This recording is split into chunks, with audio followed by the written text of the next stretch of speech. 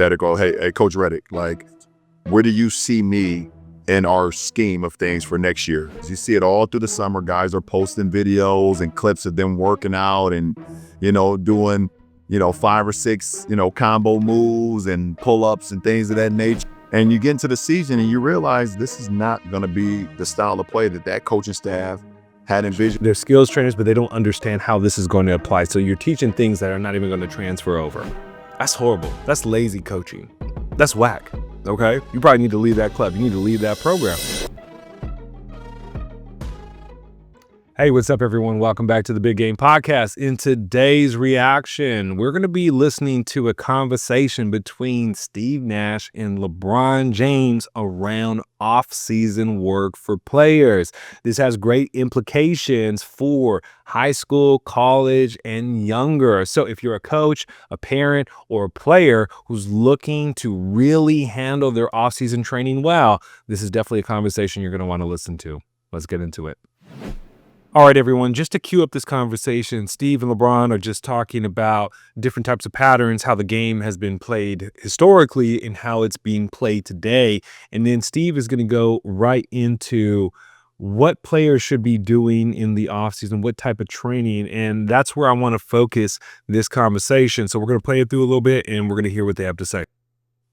That has to be dynamic movement off the ball. But the big thing for me, a lot of players I think have to understand is there's a habit. You play in the summertime, you've been the focal point, you're playing one-on-one, you're used to playing one-on-one, you want to get good at playing one-on-one. Defenses are too sophisticated, like you said, they're too in the gaps, they're drawing attention. You have to take whatever advantage. So playing on the move. Yeah. It's so funny you just said that, Steve, about like guys get to the summertime. Every year, at the end of the season, there's an exit meeting with your coach, with your GM, whatever. They usually, tell you, hey, great year, whatever the case may be, we'll be in touch, whatever the case may be, whatever. I wonder how many players take the initiative to say, hey, coach, hypothetical, hey, Coach Reddick, like, where do you see me in our scheme of things for next year so I can work on it throughout the summer? Hey, real quick, do you love youth sports? Do you love talking about it? If you do, hit that subscribe bell plus that notification bell so you know when we drop the next pod. Back to the video. Okay, so let's pause right there. So we paused a little too early, but that's all right. So I love what LeBron is saying right here. Let me go ahead and bring the full screen up. I love what LeBron is saying, the question that he's asking, the question that he's proposing, hypothetically, right? And going back to what Steve had mentioned, just briefly, he kind of alluded to it. It's like you're getting so used to playing 1v1 all summer long, working on your bag, working on your skills. But defenses are way too good today. They're in the gaps. You don't have that space in order to do all your movements, your combos, your counters, all that stuff. You're going to get eaten alive. So what's important is to be able to move without the ball. So that's what Steve's talking about. Then LeBron comes in and he's like, okay, that's so important because when you get to the off season, at the end of the season, what should be happening with teams, and I'm going to even bring this down to a club youth, standpoint, especially if you play competitive club, you should be having an exit meeting or just a end of season wrap up to discuss how it actually went. I think that is super important for any club team out there to get their players together, have this conversation as a group, and then also as a solo meeting with that specific kiddo and talk about, hey, you did well here, you did well there, yada, yada, yada, things you need to focus on, blah, blah, blah. But now from the player's perspective, you should be asking, hey, coach, thank you for your feedback. Thank you for whatever. In your system, where do you see me at? And also, what should I be working on? Because guess what? A ship without a direction is lost. I know I messed up that analogy, but a ship without a rudder is directionless. You can't really go either or. You don't have a vision, you don't have a mission, you don't have a purpose, and so you're going to just be throwing everything up against the wall to see if it sticks. No, we want to get really, really intentional with our training processes, and we also want to see exactly, okay, how am I going to fit in on the team so I could purpose my training for that. Am I going to be more of a feeder? Am I going to be more of a shooter? Am I going to be carrying the ball up? Whatever it is, you should know your role on the team. So that meeting is so important. And that's what LeBron is getting at. Make sure that if you care about the game and if you care about your spot on the team, not like just being on the team, but like actually care about the ins and the outs of the whole system, and you're being really mindful, you should be having those conversations with your coaches. All right, let's let them cook. Right. Skill development, of course. I'm going to, work on my skill development. Well, where do you see me fitting in with how you and the coaching staff are going to play? Because it's so funny you just say that. A lot of guys, you see it all through the summer, guys are posting videos and clips of them working out and, doing, 5 or 6, combo moves and pull-ups and things of that nature and, backing down and think. And you get into the season and you realize this is not going to be the style of play that coaching staff had envisioned. It's not no knock on you. It's how they envision on how the team is going to play. Let's pause right there, because what he's talking about is, man, I see that as a former coach, now mostly as a trainer, and he's going to get into this, is kids, a lot of the times when they come to trainings, they don't really have a purpose. They don't really know what they should be working on. Well, I want to work, on just anything, right? I always ask my kids when we first start training, hey, what exactly are we working on? Also, have you had a conversation with your coaches to see what you should be working on inside of their system? All these dodges, because I coach lacrosse, all these dodges, all these movements, look, that's great, but you might not even use 90% of that. You might be mostly a feeder, right? Let's take the opposite approach. Maybe you're feeding too much. Maybe you need to work on your bag a little bit. Maybe you need to work on your footwork. Like, footwork is paramount for everybody. But what he's getting to is like, look, you might be training things you're not even going to use. Should you train that though? At all? I say yes and no. It's all a balance. It's what you spend your time on that is going to determine like how you're going to play during the actual season. And you could put too much emphasis on an area that you're not going to be really, using.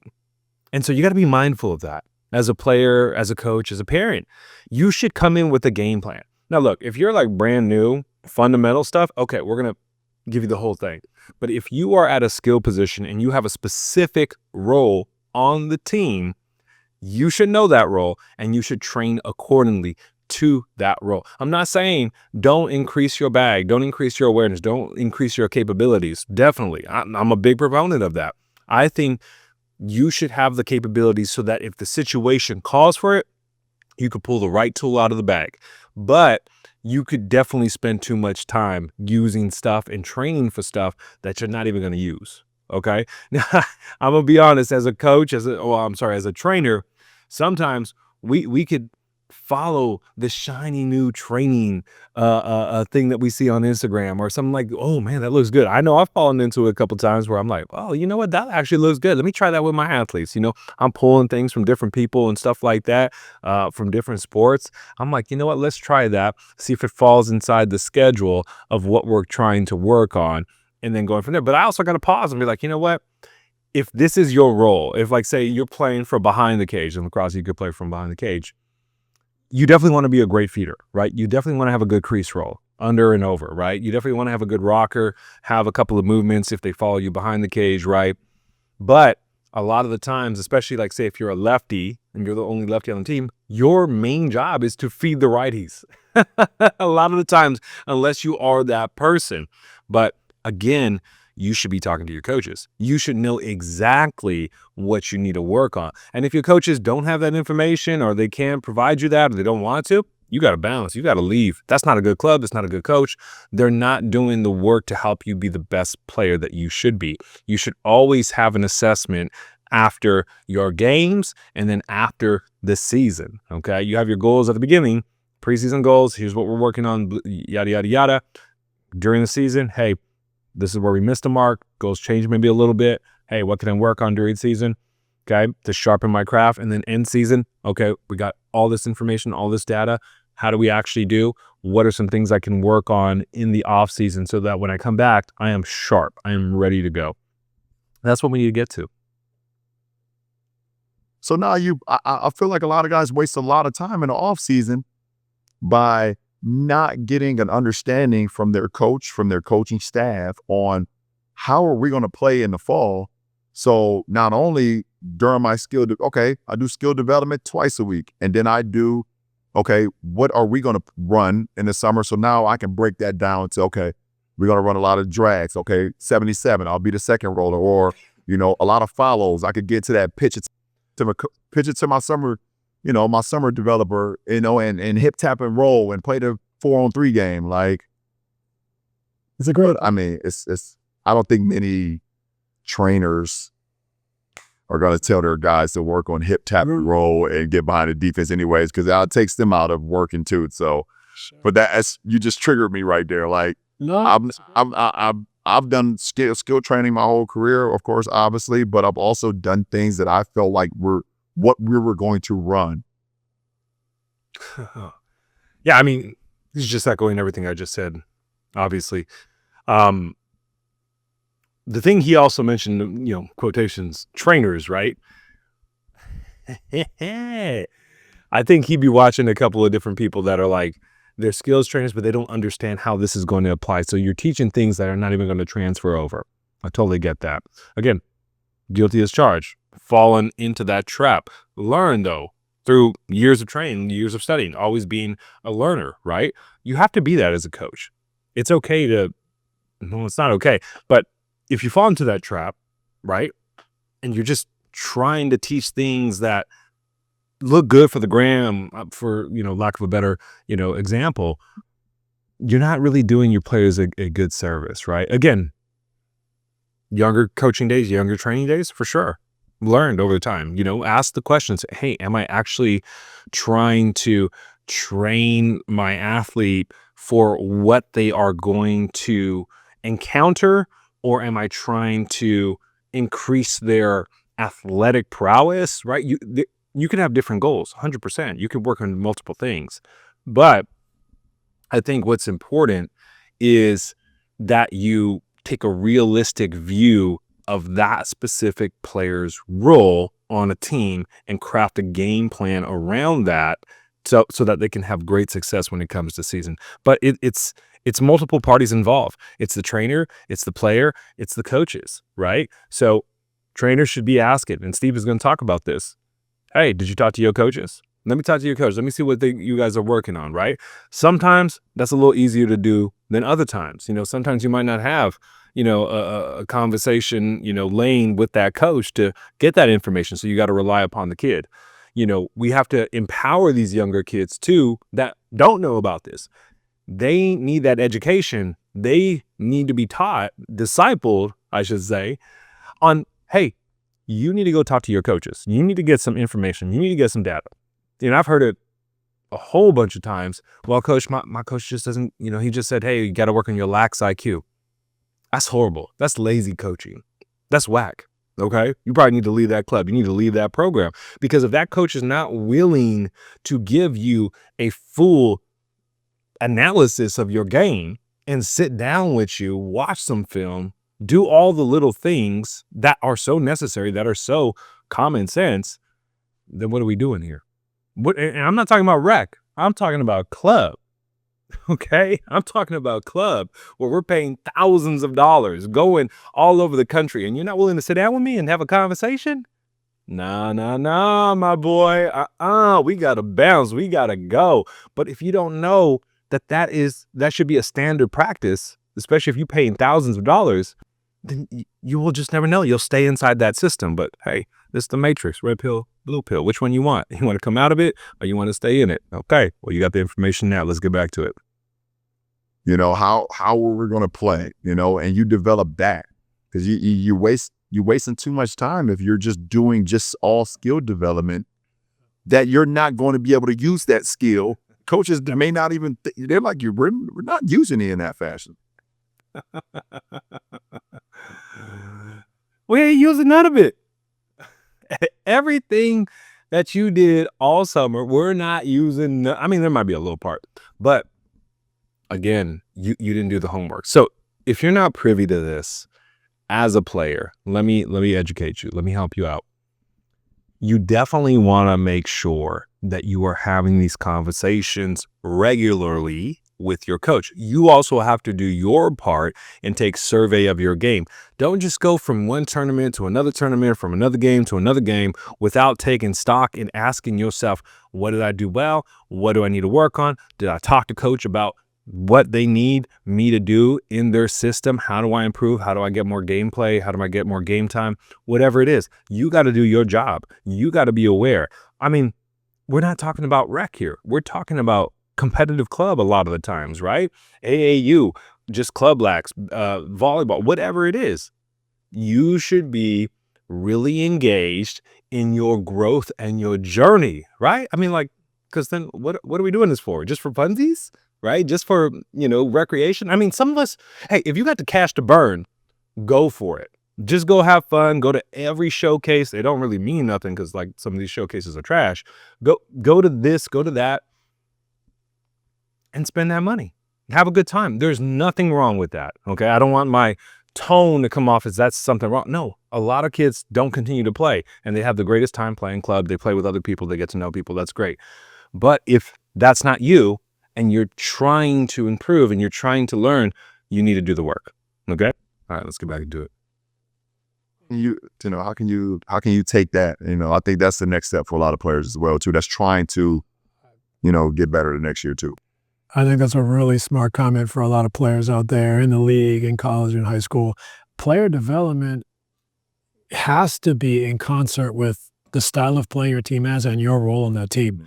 That doesn't mean that 10% of it isn't where I want to be in a year, 2 years, 2 years, 5 years. But how am I going to play? Because else you don't get on the floor. You're not as efficient. You play less minutes. I get calls.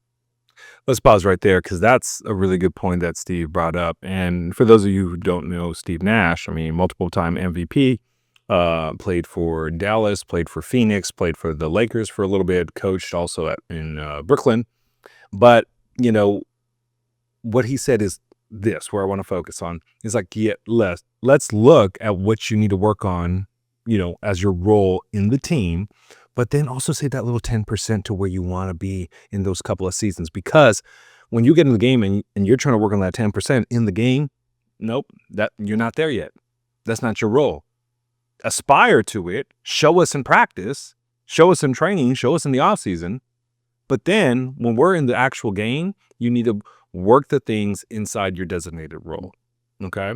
Now, there are some systems where they allow you to be a little bit more flexible, right? And some systems, let me say this, are not for everybody. They're not for everybody. Like, you might be a superstar in the making, but your current team, coach, system does not allow you to shine like that. That's just not the way it's going to work.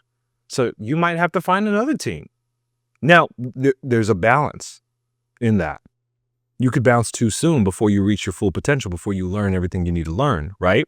There might be opportunities. There might not be. So you have to evaluate the situation. You should definitely have wise counsel around you to help you make those decisions. 100%. Hopefully your parents, especially talking about high school ball, can assist you with this. And I'll just say this is kind of a controversial take right here. When we're playing club, unless you are a very team-oriented organization and you're really working your team dynamics, getting the ball around, swinging it. I'm talking about lacrosse, basketball too, it applies, soccer, whatever. If you're that, you should definitely find your role and definitely be more team-centric. If that's not the case and you got one day of practice a week and everybody's coming from all over the place, you need to be selfish. That's controversial. That's a little controversial because guess what? The girl that you have now practiced with, who's just an athletic stud, okay, talking about girls lacrosse now, she's going to just go to cage. She's got blinders on. She can't see you. She got tunnel vision. You asking for the ball. Yes, you are open. You're in the right space. Coach not saying nothing really. hey, pass the ball. Okay, what really needs to happen, you need to take that girl out the game because she's triple teamed. She's not seeing what she needs to see, all the other people that are open, and then we need to make that adjustment. Really, that adjustment should have been made in practices, but if you only got 1 day a week of club practice, paying $5,000, that's not going to fly. So what I'm saying is if that's the system you're in and we're just all kind of doing our thing, you should be selfish. You should get the ball, hold on to that ball, and do your thing. Now, look, if you're getting double teamed, if you're getting triple teamed, okay, maybe give it up. But a lot of the times, if there's no structure and nobody has preemptively told or, coached the team up on how to move the ball around, yeah, we talk about it, but it's not really, kept in practice and inside the games, then yeah, definitely be a little bit more selfish. You got to get yours. You know what I mean? That's how you build confidence. Some people can just go. Some people need a couple reps. You know what I mean? So you got to be a little selfish. Maybe you're more of a passive player, right? Again, coach assessment, end of season, we should be talking about this. Maybe you're a little bit more passive. Okay. Then you should be more selfish. Maybe a little bit more selfish. Maybe you just don't pass the ball. You've never seen a bad shot in your life. You take everything. Maybe you need to give the ball up a little bit more, right? But again, the assessment is where it needs to happen with your coaches, with yourself, and that's how you see growth. Let's get back into it. Fairly frequently from NBA guys want to work with me, get in the gym or do some work. And I always say like, yeah, I'm happy to work with you, but I want to talk to your coaches first. Because I want to know, like, what do you see for this player? Where do you see him fitting into your team? What role do you want him to have? Before I start saying, hey, man, let's get to it. Let's do this. Let's do that. That's a waste of time. And then it's also now he's getting 2 messages. It's not going to help the kid get bigger. Guy comes back to the season started. He's doing all. He's doing hang dribble, skip out, he's shooting threes and shit. Hey, where the hell kid you learn that? Hey, man, Steve told me that. Hey, let's. Right. 100%. That doesn't need to be on my name. So I think it's important to like, let's get in like lockstep here with your player development coach, your assistant coaches, your head coach. Like, what is the ask of you in this system to make an improvement? And sometimes it's simple. Like, it doesn't have to be complicated. It doesn't have to be like some crazy isolation. It's like you said, like a tap and go footwork. Well, I'll just pause right there because again, Steve brought it up. I need to talk to your coaches. I need to get their feedback because I don't want to teach you something opposite of where you need to be. Now, if you're working with younger players, less experienced players, I think there's a little bit more grace to teach them a little bit more. But if you're working with a very high level player, you need to be very specific, right? We're not just going over the fundamentals. We're not going over footwork patterns, dodge patterns, spacing, on the field. We're going over very specific things, right? We might focus on a specific, say, dodge from one side of the field only for the whole session, working in just those primary movements with some maybe counter movements, right? We might just do that for an entire session because we need to lock in on what that specific thing is. We don't need to be doing X, Y, and Z. So you have to base it off of every situation. You have to base it off of who you're training, what's the feedback, and what do they want to get out of it, right? So I love what he says. Now he's going to talk about, what's he going to talk about? Well, we'll get into it. We'll see what he has to talk about. Let's go. Yeah. Do it 1,000 times this summer. So you're always on balance, always on rhythm, always on timing. What's the counter? It's just fundamentally smells sexy. It's not great for the gram. Right. The tap and slip. Whatever. It doesn't get you likes, but that's what's going to get you minutes. It's going to make you more efficient. So I think it's a great point you bring up. Yeah. Let's pause it right there. So he's just talking about fundamental movements, fundamental work. It's not flashy. A lot of the times my training sessions are not flashy. They're not super, aesthetically pleasing, dodging and all that stuff. I try and tell a story in my posts. Definitely go follow me, Coach Gabe. But a lot of the times it's simple work. It's the stuff that's going to get you open. It's a basic cut. It's learning how to read the defense. It's adding 1 or 2 fakes, right? It's this simple fundamental stuff that is performed at a very high level that's going to get you that extra play time. That's going to get you open more. That's going to get you more defensive opportunities, right? Knowing how to jump a ball or jump on the screen, so that you don't get picked off, so that the offensive player doesn't have that space to dodge, to split that double, or to go around, right? Knowing how to read and react to sloppy passes so that you could potentially get a deflection or an interception. These are all important things, right? So they're not always flashy, but they're so necessary. And I love what Steve's point is, man. He's cooking. What about Jalen Johnson? Like, what's the ceiling for this guy? I mean, he can score at 3 levels. Yeah. All right, so they're going to talk about other things, but man, what a great conversation between two legends, right? I mean, we have LeBron, who's still cooking. He's 41 years old, I think. And we have Steve Nash, right? 2-time MVP, played for multiple teams, has, I think, he's probably top 5 or top 3 in assists. Please let me know in the comments. But man, what do you guys think about their conversation around training? This can apply pretty much to any sport: soccer, basketball, football, lacrosse, tennis, pickleball, if you want to go there too. I want to know in the comments. Also, let me know, am I off on this? Am I right? Do I need to change my perspective? Let me know what your thoughts are there. I want to hear from the coaches and the parents and the players out there too.